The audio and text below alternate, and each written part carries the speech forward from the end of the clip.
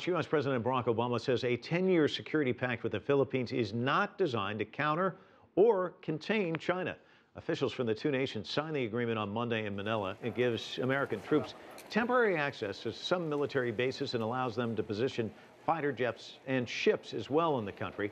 At a joint news conference with Filipino President Benigno Aquino, Obama said his message to Beijing is that America wants to partner with China to uphold international law. China and the Philippines are locked in a territorial dispute involving areas in the South China Sea. Joining me now to talk about all of this, give us his reaction, is Professor Wang Yiwei. He is from Renmin University. Professor, you just heard what I said about President Obama's claims that this is not meant to contain or to counter China. He just wants international rules respected. How does China see this agreement?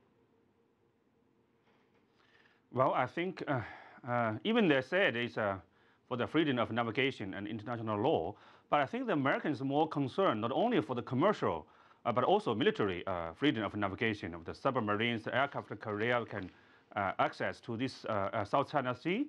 In this regard, this can be misused by the Philippines as the backup of that because they have the dispute with China's territory. So this maybe they send another signal, wrong signal to the other side. It's not Americans' intention.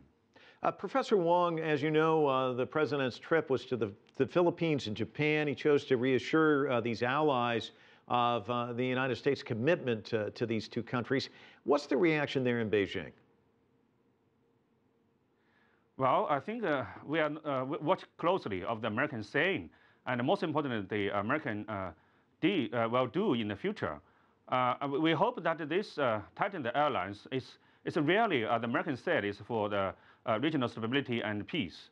But actually, sometimes it can be misused by the opposing parties as the balance of power more favorably of Japan and the Philippines when they have the confrontation with China of the territory. And Professor, China has also declared that they want to resolve these disputes as well, but has basically rejected arbitration by international institutions. What is the best method to come up with a resolution to these issues, would you say? Well, the international institution, international law cannot solve the territory dispute. That's the way clearly. And most importantly, when the Chinese claim the territory of the South China Sea and the Diaoyu Island is much earlier than the international sea law. So we hope that it's a bilateral negotiation can solve this problem. It's international law or internationalized of this dispute cannot be solved. How do you feel like the people there in China are responding to U.S. President Obama referring to them as the Senkaku Islands and not the Diaoyu Islands? Does that rub people the wrong way?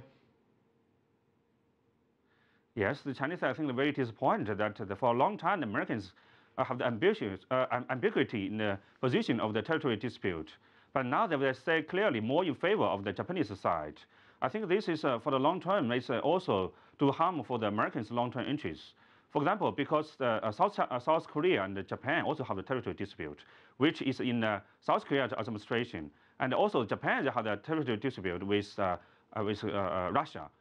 When they have the similar problems with the U.S. on back Japan of this side,